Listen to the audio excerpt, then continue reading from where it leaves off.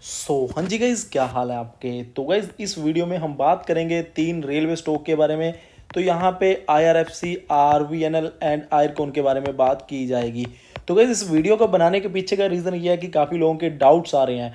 अब डाउट्स क्या आ रहे हैं कि ये शेयर आखिर कहाँ तक जा सकते हैं। तो एक लेवल होता है ना कि यार इतना तो भाग चुके हैं, कहीं यहाँ पे ये शेयर रुक तो नहीं जाएंगे। 10 गुना पैसा हो गया है RVNL में, IRFC में आपका 3 से 4 5 गुना पैसा हो गया है, और आयरकॉन में तो आपका 6 गुना पैसा हो गया, IRFC में इतना पैसा हो गया है। तो कहीं ये रुक तो नहीं जाएंगे। तो गाइस उससे पहले मैं बता दूं कि पिछले 5 दिन का अगर आप यहाँ पे चार्ट देखोगे IRFC का, तो यहाँ पे आपको लगभग 6% की गिरावट, एक कंसोलिडेशन, एक प्रॉफिट बुकिंग देखने को मिली है।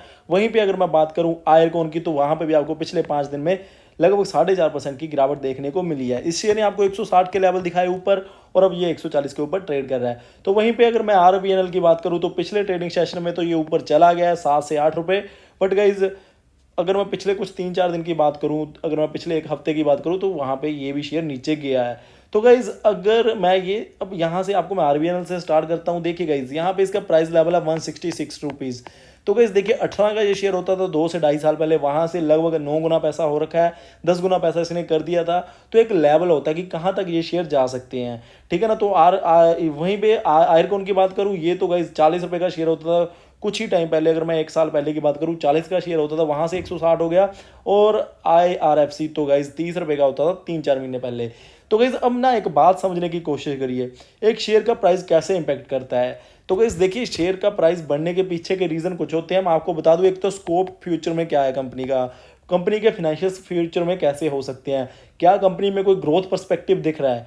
तो गाइज अगर मैं ये बात करूं, तो देखिए ये तीनों के तीनों रेलवे के स्टॉक हैं।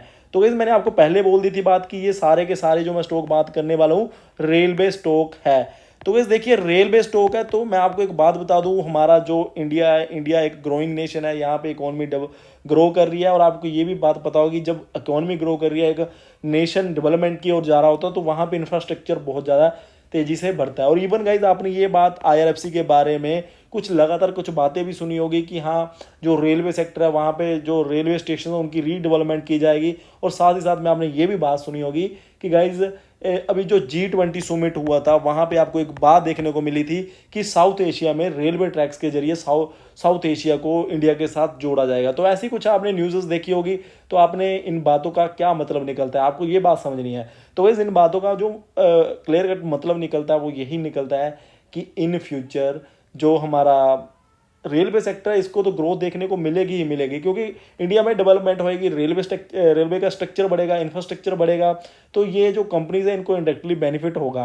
तो इस देखिए आपको ये पता होना चाहिए, जो IRFC है या फिर आयरकॉन है या RVNL है, ये कहीं ना कहीं डायरेक्टली या इनडायरेक्टली इन्फ्लुएंस होती है कहाँ से, रेलवे सेक्टर से। अगर रेलवे सेक्टर को कोई बूस्ट देखने को मिलता है, कोई पॉजिटिविटी देखने को मिलती है, तो ये शेयर भागते हैं। और गाइज वहीं पे बड़ी बात यह है कि अभी भी अगर हम इनका जो प्राइस देखें ना, तो मैं आपको बता देता हूँ गाइज, देखिए इस शेयर की अभी भी PE प्राइस अर्निंग रेशो 15 की हुई है। जबकि गाइज देखिए 15 की प्राइस अर्निंग रेशो कोई ज़्यादा बड़ी बात नहीं है। और गाइज अगर मैं price to book value ratio बताऊँ, तो वो भी कोई ज़्यादा बड़ी नहीं है, ज़्यादा ही नहीं है। तो ऐसा नहीं है कि हाँ भाई साहब कि ये पी इसकी 200 की PE हो गया, जो कि आपने देखा होगा मोस्टली कि यार कुछ शेयर ऐसे होते हैं प्राइवेट कंपनीज के, कुछ ऐसे शेयर होते हैं जो इतना ज़्यादा है उनकी PE PB रेशो हो जाती है, फिर भी वो अट्रैक्टिव रहते हैं। तो गाइस यहाँ पे तो बड़ी बात ये है कि यहाँ पे इतना भागने के बाद भी ये शेयर्स अभी भी ऐसा है कि इनकी जो वैल्यूएशन है वो अट्रैक्टिव है। और गाइज आगे अगर मैंने आपको बताया कि जो प्रोजेक्ट है, फ्यूचर के प्रोजेक्शंस है और प्रोजेक्ट है, अगर वो चीज़ें होती हैं तो इनके फिनेंशियल्स और स्ट्रॉन्ग होंगे।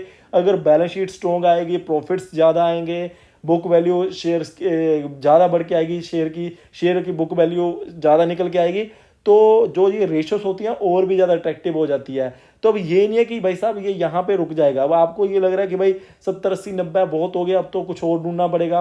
देखिए बेसिकली माइंडसेट लोगों का क्या होता है, उनका ये होता है कि भाई 20 का शेयर लो, 80 का हो गया बेच दो क्योंकि बहुत महंगा हो गया। तो गैस कभी महंगा नहीं होता है शेयर। आपको ये देखना है कि जब वो 20 का होता था तब वो कंपनी कितना बिजनेस करती थी और उसकी जो बुक वैल्यू है वो क्या होती थी, और जब वो 80 का हो गया क्या उनका बिजनेस तो नहीं बढ़ गया है। अब गाइज मैं आपको एक बात बताना चाहता हूँ। अब ये देखिए गाइज आयरकॉन है, अब मैं आपको बता दूं ये शेयर होता था 40 का। सपोज करिए कि तब इनकी जो टर्नओवर होती थी, मैं आपको एग्जांपल दे रहा हूँ 100 रुपए की, अगर इनकी टर्नओवर ही अगले साल में 500 की हो जाए, तो गाइज देखिए 5 गुना, तो कहने का मतलब ये 200 का शेयर हो जाना चाहिए, ठीक है ना, फिर भी ये इक्विवेलेंट ही होगा। तो ऐसा नहीं होगा कि भाई 40 का शेयर 200 का हो गया। हम सिर्फ ये चीज़ के ऊपर जो मोस्टली जो रिटेल इन्वेस्टर होते हैं एम्फेसाइज करते हैं कि यार शेयर 40 से 200 का हो गया, बेच के निकल जाओगे। जो बैक में देखना होता है वो फिनेंशियल देखने होते हैं।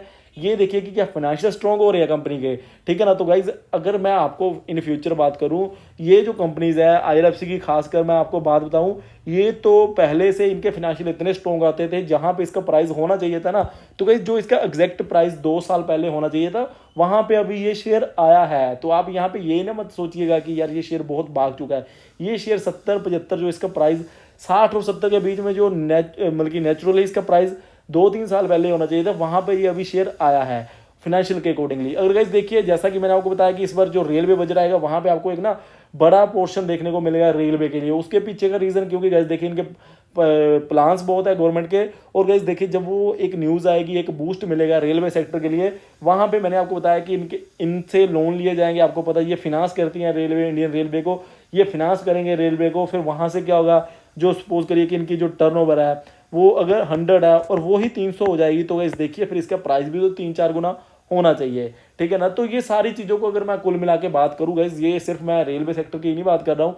आपके पास कोई भी शेयर है, आपको ये नहीं देखना चाहिए कि यार शेयर 20 से 80 का हो गया। ये देखिए कि उनके फिनेंशियल्स कैसे हुए हैं। तो ये जो प्रोजेक्शंस हैं वो यही है कि आने वाले सालों में जो ये तीनों कंपनीज हैं इनके फिनेंशियल्स स्ट्रॉन्ग ही होते जाएंगे। तो यहाँ से ऊपर के लेवल तो है, जैसे जैसे टाइम बढ़ता जाएगा कंपनीज में कोई ऐसी डाउट वाली बात है ही नहीं।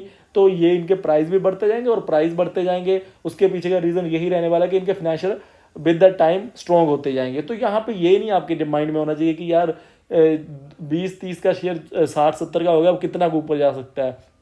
गाइस ऊपर जाने के पीछे का रीज़न होता है फिनेंशियल्स में क्या स्ट्रॉन्ग देखने को मिल रहा है, और क्या उनके जो आने वाले प्रोजेक्शंस है, जब प्लान्स है कंपनी के, उनको कोई नए प्रोजेक्ट्स मिल रहे हैं, उनका फोरकास्ट क्या है, फ्यूचर फोरकास्ट क्या है कि क्या इन फ्यूचर उनको बड़ी उनकी कोई प्रोजेक्ट मिल रहे हैं। तो गाइस ये चीज़ें होती हुई दिखाई दे रही हैं। आप एक बार के लिए खुद से सोचिए, आपको किसी के ऊपर यकीन करने की ज़रूरत नहीं है कि क्या इंडिया में रेलवे इंफ्रास्ट्रक्चर में डेवलपमेंट होएगी। जैसे जैसे इंडिया की इकोनॉमी बढ़ती जाएगी, बहुत जल्दी बोला जा रहा है कि इंडिया 3rd इकोनॉमी बन जाएगा। जब वो बन जाएगा तो गाइस वहाँ पे आपको देखना चाहिए ये चीज़ें कि यार यहाँ पे रेलवे स्ट्रक्चर बढ़ेंगे। रेलवे स्ट्रक्चर के साथ साथ काफ़ी चीज़ें आपको चेंज होती दिखाई देंगी रेलवे सेक्टर में। तो जब वो चीज़ें होंगी तो फिनांस की ज़रूरत पड़ेगी। IRFC RBNL इनसे चीज़ें ली जाएगी, इनसे फिनांस लिया जाएगा। आयरकॉन से आपको पता होगा इंजीनियरिंग वर्क है, उनकी हेल्प ली जाएगी। तो जब ये चीज़ें होंगी तो इनके जो सेल्स है, जो बैलेंस शीट में P&L में सेल्स होती है, बैलेंस शीट में इनके जो एसेट्स होते हैं उनकी वैल्यू बढ़ के आएगी। जब ये सारी चीज़ें होंगी तो फिर आपका जो प्राइस है वो भी ऊपर जाना चाहिए। तो अब ये मत सोचना कभी भी किसी भी कंपनी के बारे में, किसी कंपनी के शेयर के बारे में ये मत सोचिए कि यार ये 20 से 80 का हो गया, अब कितना का भागेगा।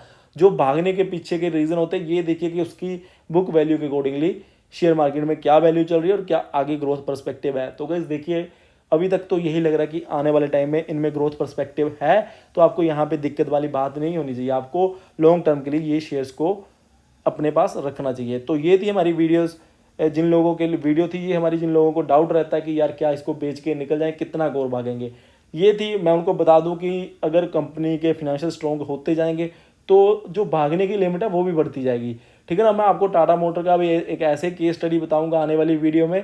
तो उसमें देखिएगा आपको गाइज, मैंने आपको पहले बहुत टाइम पहले बात बोल दी थी कि वो ना 4 डिजिट में चला जाएगा। तो कहने का मतलब कि वो 1000 को क्रॉस कर देगा शेयर। अभी गाइज देखिए जब वो मैंने ये बात बोली थी वो शेयर आई थिंक 120-130 का होता था।